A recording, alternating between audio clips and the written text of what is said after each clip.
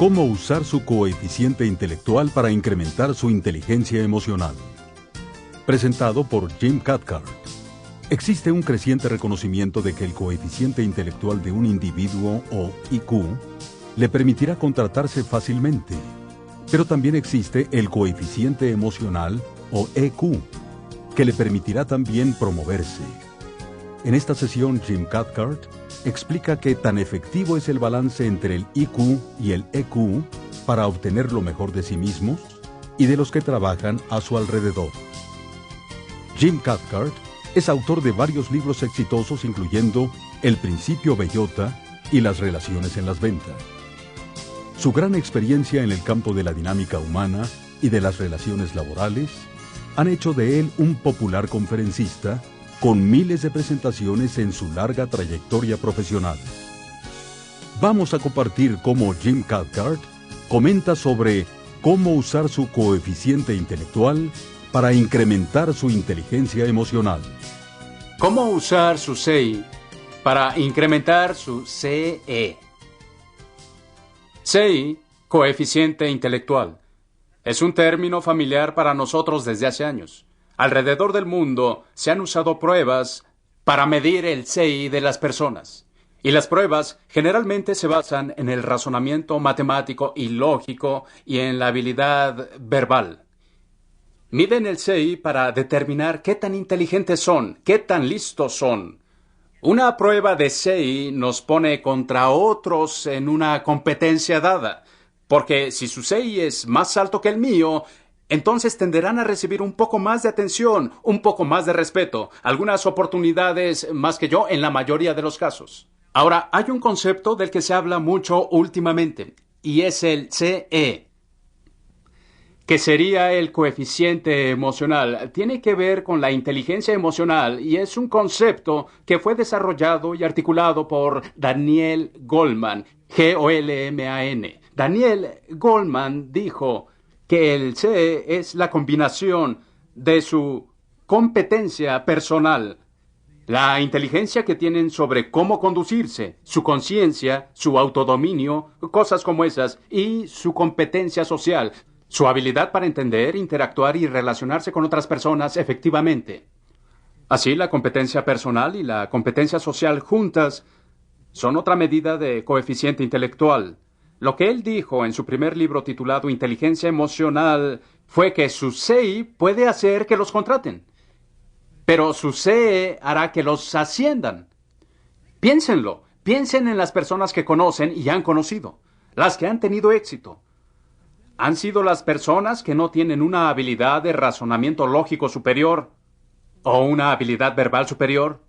Sino las personas que supieron cómo entender a alguien más, cómo descifrarlo, cómo dirigirlo en una forma productiva, cómo manejar las emociones, cómo manejar sus emociones y humores. Me encanta la afirmación de que la madurez es la capacidad para hacer lo que se necesita hacer, cuando se necesita hacer, aun cuando uno no se siente que lo hace. Esa es la inteligencia emocional. ¿Cómo usar su CI para incrementar su CE? Primero definamos qué es inteligencia. ¿Qué significa ser inteligente?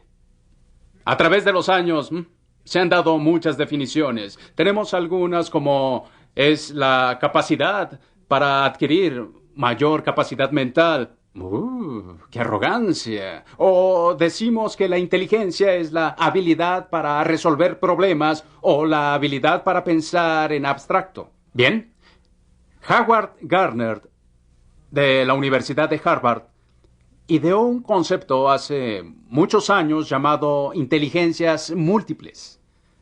Lo que dijo fue que hay más de una forma de ser listo. De hecho, hay 7 inteligencias, aunque él llegó hasta 8, pero habló de cómo existe algo llamado inteligencia musical.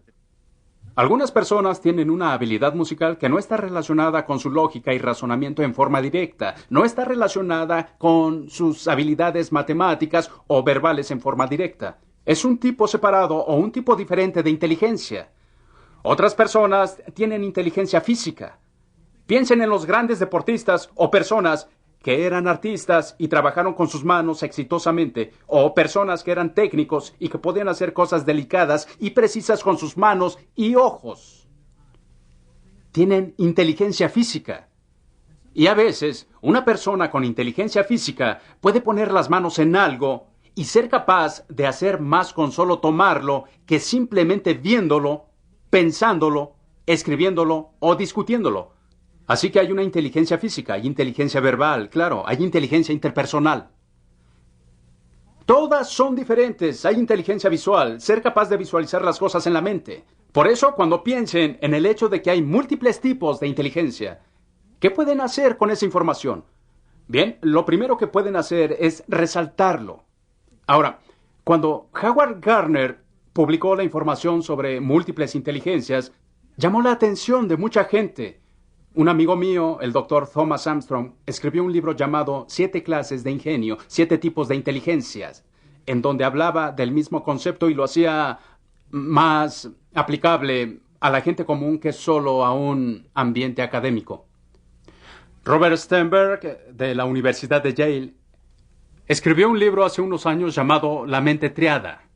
Y sencillamente de lo que hablaba era de que básicamente nuestra inteligencia nos permite hacer 3 cosas y podemos desarrollar nuestra habilidad para hacer esas 3 cosas a niveles más altos. 1, dar forma a las circunstancias en que nos encontramos. Si están en una situación poco amistosa, ya sea peligrosa o que no resultara en la forma que quieren, pueden hacer cambios para delinear sus circunstancias. ¿Está bien? Pueden aumentar su habilidad para hacerlo estudiando formas para delinear o influir en esas circunstancias. Otra cosa que dijo fue que somos capaces de adaptarnos a nuestra circunstancia. Pueden encontrarse en una situación que podría ser desafiante y pueden determinar formas para cambiar su conducta para adaptarse más a cierta situación, o pueden cambiar su actitud para adaptarse más a la situación, manejarla mucho mejor. Lo tercero que dijo es que tenemos la habilidad para seleccionar nuevas circunstancias. Si no nos gusta una situación determinada, podemos elegir otra. Tal vez no sea inmediata, pero podemos diseñarla, pensarla, mejorarla, identificarla como una meta y hacer un plan para llegar a ella. Y todas esas cosas que están a nuestro alcance. Podemos aumentar la inteligencia en ese sentido por medio de ejercicios, entrenamientos, educación y una serie de cosas, ¿sí? Viendo estas aproximaciones a la inteligencia, tomemos una visión combinada y cambiemos la primera pregunta que siempre se hace sobre inteligencia. ¿Qué tan listo eres? ¿Por qué no la cambiamos por ¿cómo eres listo? Sí, piénsenlo. ¿Cómo son listos? ¿Qué significa? Significa en qué formas son inteligentes, porque pueden serlo en formas en que yo no lo soy, y yo en formas en que ustedes no lo son. Y como equipo podemos trabajar muy bien. ¿De acuerdo? Podemos beneficiarnos con las diferentes inteligencias de cada uno. Ahora, existe la inteligencia específica. Este es un ejemplo radical. Hace aproximadamente 5 años, una película relataba la historia de un autista erudito, un hombre llamado Raymond. Raymond tenía una enorme inteligencia matemática, pero muy poca inteligencia. Era completamente disfuncional para comunicarse con la gente. No podía atar sus zapatos, no podía manejar su propia vida, pero podía tomar una caja de palillos, tirarlos al piso y de una mirada podía decir cuánto sabía, así de rápido. Más rápido de lo que una computadora lo calcularía en muchos casos.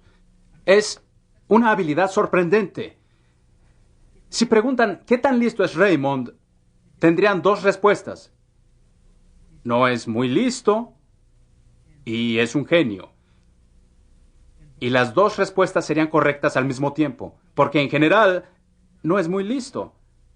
Pero en cierto sentido, matemáticamente es todo un genio. Así que, ¿cómo eres listo? Es una pregunta más humana y mucho más útil. Si fueran mis jefes y se preguntaran ¿cómo es Jim de listo?, Al observar mi trabajo, al interactuar conmigo y al saber cómo soy listo, sabrán más sobre cómo guiarme en mis actividades, cómo colocarme en proyectos, dónde puedo usar mi inteligencia con más efecto, con más eficacia. Así que veamos más de una dimensión en esto. A esa dimensión yo la llamo amplitud de banda intelectual. Amplitud de banda es un término que rara vez se usa en relación con las personas. Usualmente se usa en relación con computadoras y líneas telefónicas. La amplitud de banda de una computadora es la cantidad de información que puede procesar eficientemente en cierto momento. Si tiene una enorme amplitud de banda, puede manejar cientos de miles de transacciones a la vez. Si tiene una amplitud de banda estrecha, solo manejará algunas. Bien, las líneas telefónicas son así. Algunas líneas tienen la capacidad de manejar miles de conversaciones al mismo tiempo. Otras, las más viejas, manejan menos. Mientras mayor sea la amplitud de banda, se pueden manejar menos cosas y muchas más pueden manejarse con eficacia. Bien, digamos que mi amplitud de banda es estrecha. Es lo que yo llamo amplitud de banda operacional. Esto significa que cuando veo algo, solo veo cómo funciona, veo su operatividad y es en lo único que pienso. No pienso en cómo usarlo, no pienso en un concepto más amplio, solo veo la funcionalidad, su operatividad. Así que mi amplitud de banda operacional es relativamente estrecha. Si yo tengo tiempo para hacerlo, ¿cuánta información puedo procesar con mi mente? Si tengo tiempo, ¿cuánta información? Infinita. Toda la información del mundo. O sea que sería capaz de conocer y entender todo lo que es conocible y entendible si tuviera el tiempo para entender cada una de sus partes hasta llegar al final. Si tengo lo que se considera una banda de amplitud estratégica, si soy capaz de captar 4 o tal vez 5 veces más que la amplitud de banda operacional, entonces procesaré la misma información en el menor tiempo posible porque soy capaz de manejar más información. ¿Tiene sentido? Bien. Así que si acuden a mí y soy un pensador operacional, ¿de acuerdo? Y me traen un proyecto de 5 partes, quizá me sienta un poco abrumado, a menos que me permitan enfocarme en una parte a la vez. Si fuera un pensador estratégico y me trajeran el mismo proyecto de 5 partes, probablemente me sentiría a gusto revisando las 5 partes. Pero hay otra categoría, una amplitud de banda más general, se llama amplitud de banda conceptual. Un pensador conceptual es alguien que piensa en términos muy costosos, es un pensador global más que local. Tiende a ver las grandes cosas detrás de algo y si le llevan el mismo proyecto no solo verá todas las partes de él y podrá pensar con eficiencia al respecto, también podrá pensar en cómo ese proyecto encaja en un esquema general de cosas y qué resultados tendría en el presente y en el futuro. ¡Wow! Un ejemplo. Digamos que todos tenemos un negocio fijo aquí. Hemos vivido aquí durante años, pero decidimos ampliar nuestras instalaciones. Así que nos mudaremos a una nueva localidad y somos el equipo que está a cargo de manejar la mudanza, ¿sí? El pensador conceptual del equipo deberá manejar aspectos como a dónde nos mudaremos y qué significará para nuestro mercado, para nuestro personal, para nuestra comunidad y para nuestro futuro. ¿Cuáles son las implicaciones de mudarnos? El pensador operacional dirá, ¿dónde estará mi oficina? ¿Sí? El pensador operacional quiere saber si vamos a pedir escritorios cafés o de caoba oscura, si vamos a tener cubículos u oficinas privadas. ¿Tendremos nuestra propia línea telefónica o compartiremos una línea telefónica? ¿Mi computadora será más nueva? Son problemas operacionales.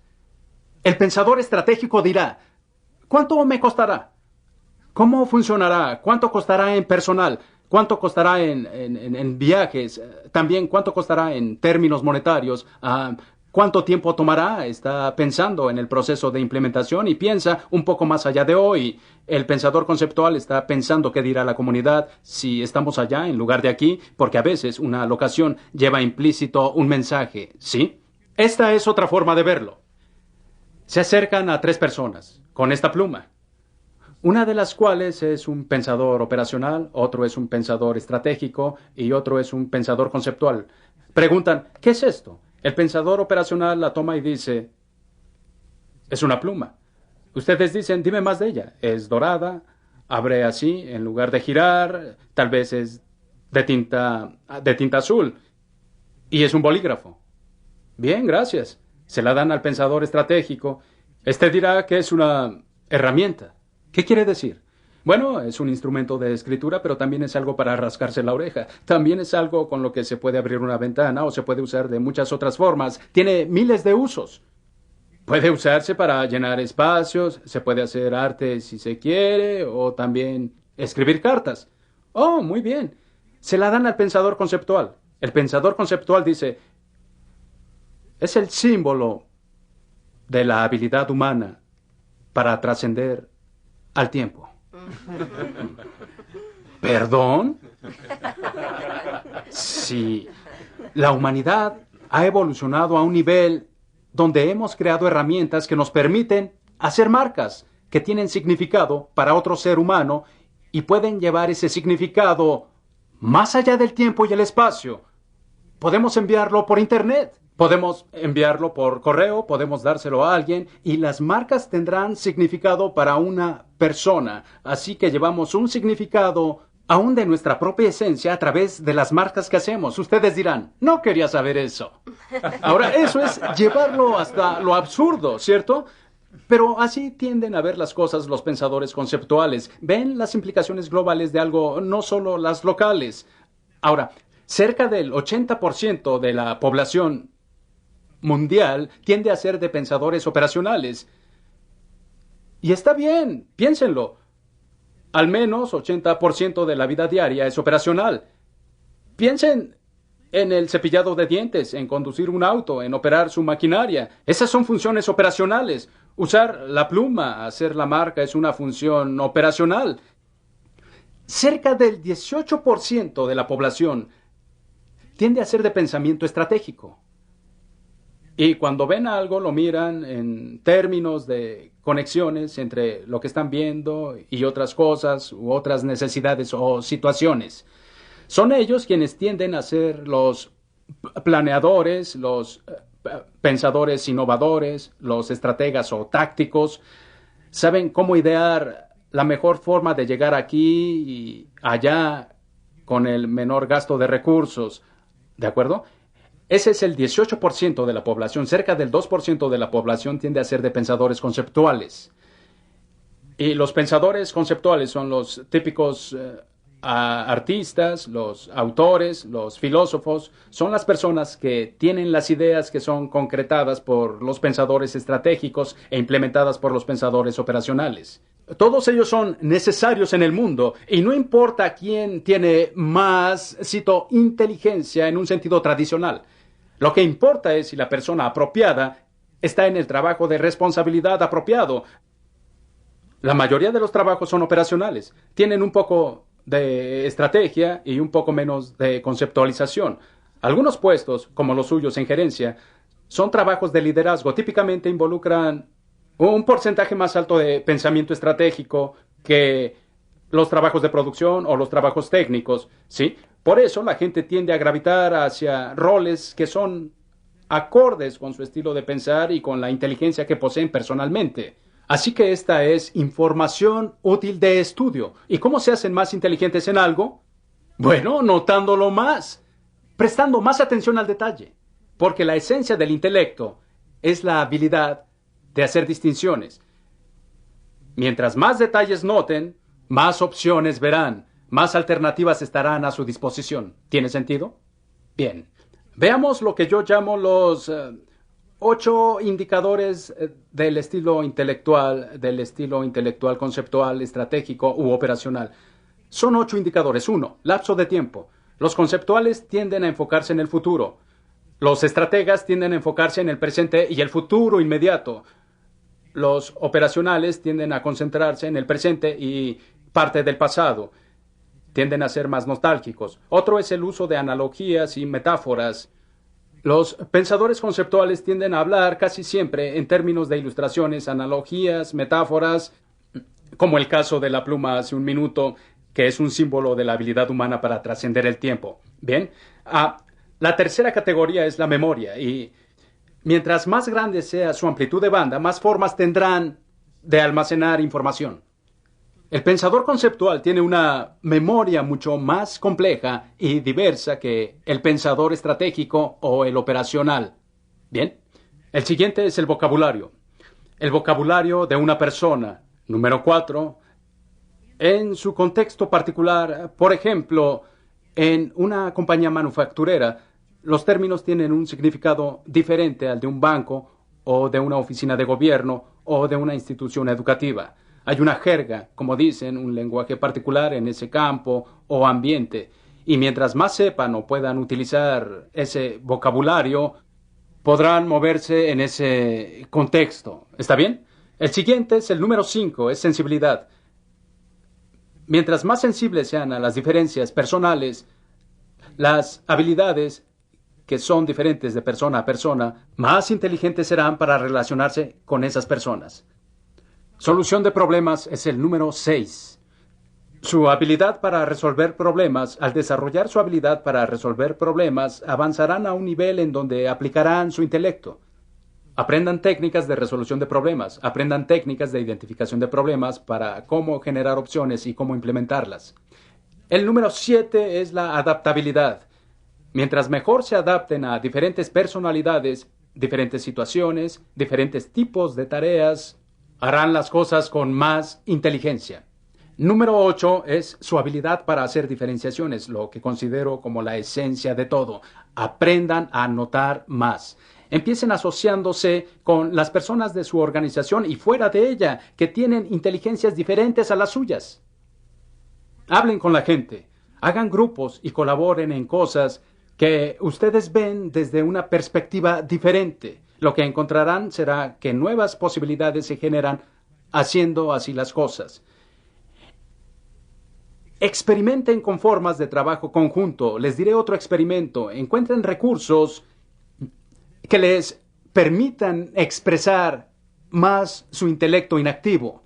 Si son inteligentes en varias formas, practiquen usando esos intelectos. Todos llevamos esa inteligencia múltiple en nosotros. Todos tenemos inteligencia musical, interpersonal, física y de otros tipos. Pero el problema es que tendemos solo a usar unas cuantas y negar las demás.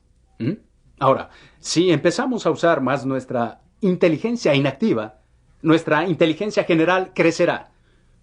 Una de las personas que más me impresiona en esta categoría es Buckminster Fuller. Buckminster Fuller es la persona mejor conocida por dar al mundo el domo geodésico. Esa estructura la descubrió cuando estaba explorando cómo estaba formado el ojo de una mosca.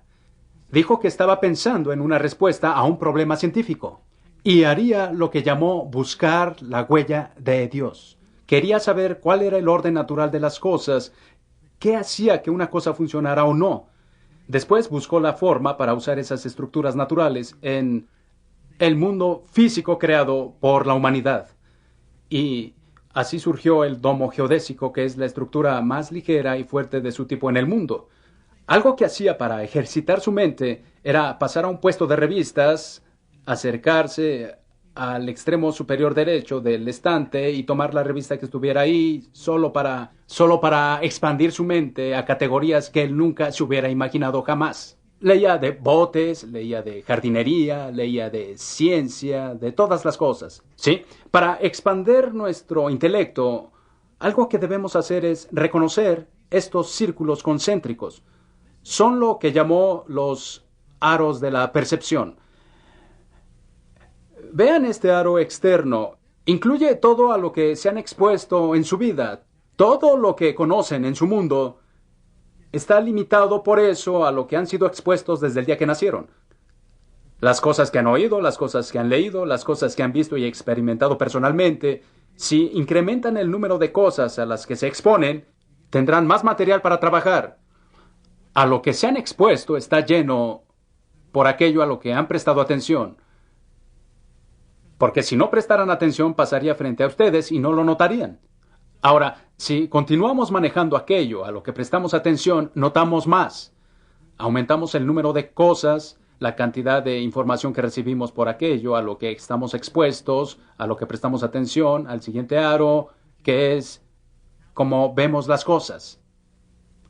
Si les traigo cierta información que es válida, información útil, pero sé que no respetan a la persona que generó esa información, cuando se las dé, quizá no la consideren importante, porque no les agrada la persona que la hizo. ¿De acuerdo? Así que su percepción limitará la utilidad que podrían sacar de esa información. Por otro lado, si admiran y respetan a la persona que la generó y les traigo la misma información, probablemente la aceptarán y la usarán al instante. Nuestra percepción limita lo que recibimos y entendemos. Y finalmente, terminamos con lo que retenemos. Y lo que retenemos es lo que pasa por la percepción de aquello a lo que prestamos atención y fuimos expuestos en un primer momento. ¡Wow! Expónganse a más información y después estudien esa información desde otras perspectivas, aprendan a alternar sus puntos de vista y, alternando sus puntos de vista, trabajen en la retención. ¿Cómo puedo mejorar mi retención? ¿Cómo asegurar que la imagen es clara cuando presto atención a algo? Repítanlo lo suficiente hasta que encaje y asócienlo con algo más que saben. Formen un archivo aquí en su mente que pueda almacenar con eficacia. En resumen, lo que se tiene es que la inteligencia es mucho más de lo que la gente se imaginó en el pasado. Y es manejable. No es algo que se da y ahí se queda. Es manejable. Y si aprenden a explorar los múltiples aspectos de cómo ser listos, cómo las personas que trabajan con ustedes son listas, y después aprenden a notar la amplitud de banda conceptual, estratégica y operacional, estarán en mejor posición para tomar decisiones sobre cómo exponer a esas personas, cómo enseñarles mejores formas para prestar atención, cómo usar la mejor perspectiva para enfocarse y cómo retener lo que ven. Realmente pueden usar su CI y su CE para mejorar su inteligencia general. Manejen su CI para construir su CE.